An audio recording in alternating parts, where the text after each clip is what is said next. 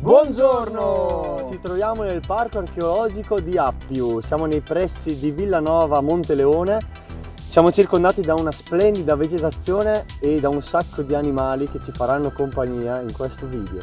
Ci troviamo su un altipiano a circa 500 metri sul livello del mare, da quale appunto si può dominare un gran tratto di costa, fra cui anche il famoso Capocaccia. E direi assolutamente di partire.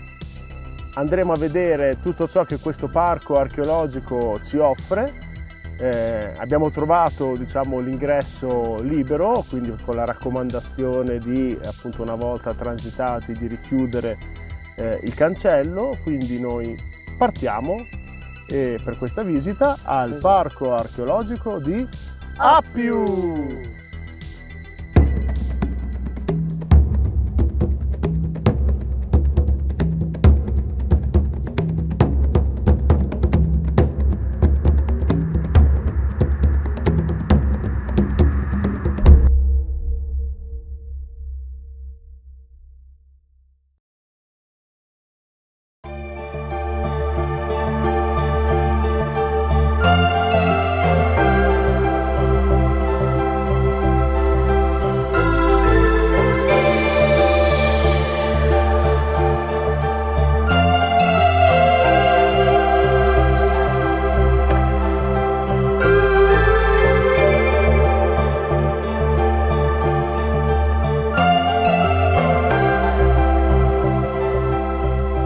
Ci troviamo all'ingresso di questo nuraghe, che è un nuraghe quadrilobato. Come potete vedere abbiamo un piccolo ingresso con una forma, diciamo, quasi a triangolo, vegetazione che è cresciuta su questo nuraghe, e andiamo a vedere subito dentro che cosa ci riserva, perché qualche sorpresa c'è.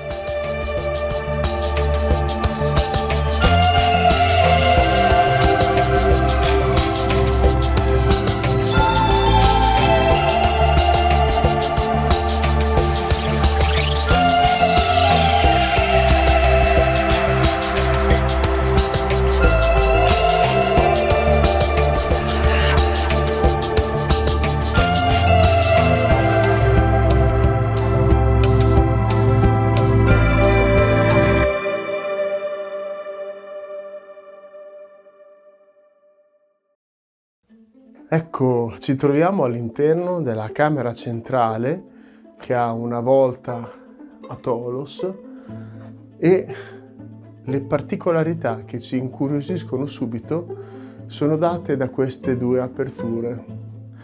Come potete vedere, questa prima apertura dà accesso a degli scalini che portano al piano superiore.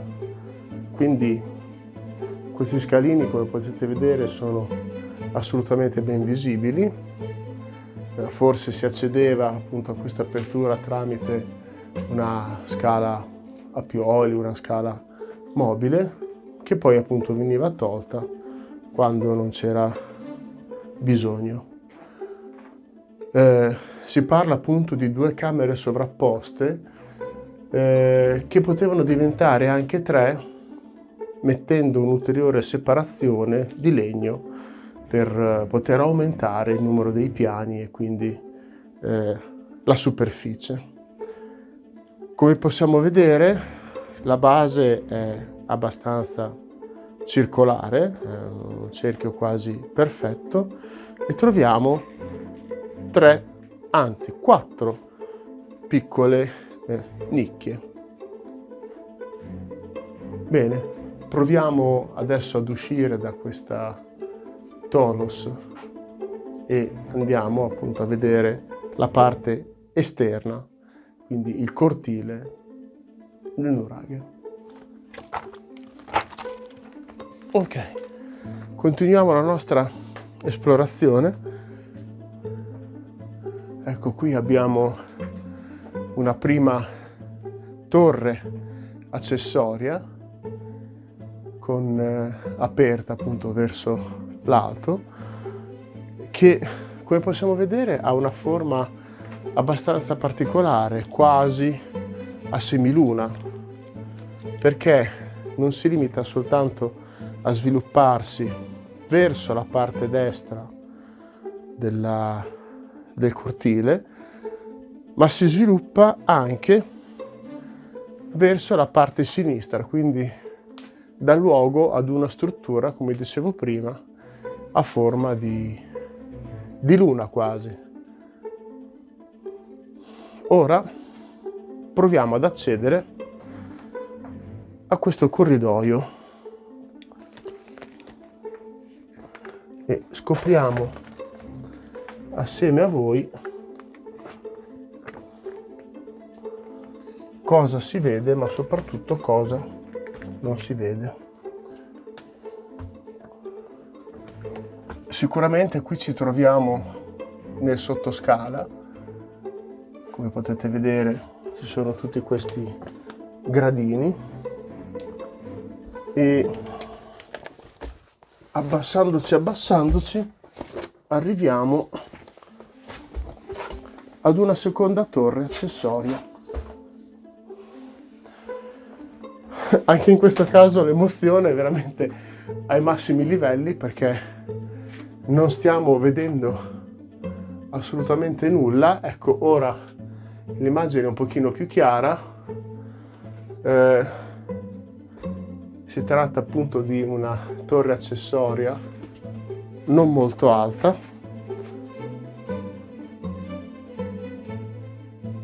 Qui sulla destra troviamo un'apertura che sembra molto più grande di una normale nicchia, infatti forse si tratta di una sorta di nicchia Tholos, se così si può definire, non sarà molto appropriato. Tra l'altro l'ingresso è in qualche modo sostenuto da questa architrave che ha una certa importanza.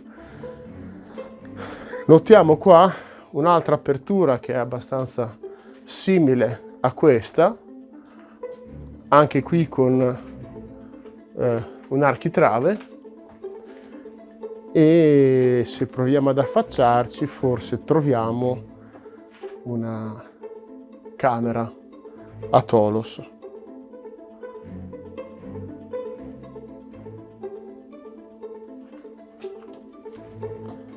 Bene, ora vediamo un attimino cosa ci riserva questo ingresso. Abbiamo un architrave e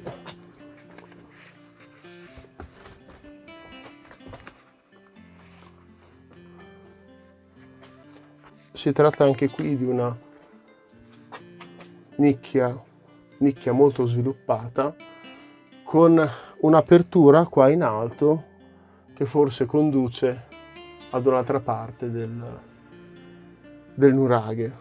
Questo è veramente molto complesso.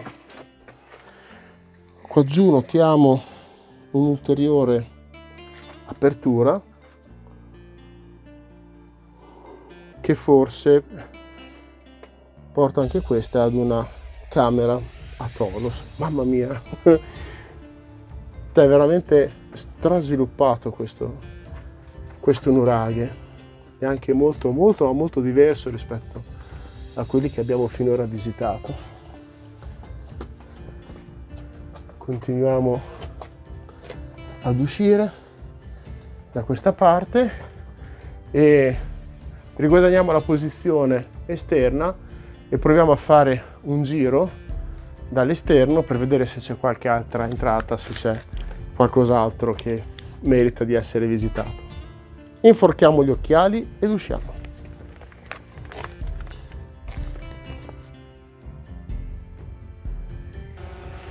Ecco, come dicevamo, ci troviamo in un'area a circa 500 metri sul livello del mare, da dove si domina una vista spettacolare fra monti, mare.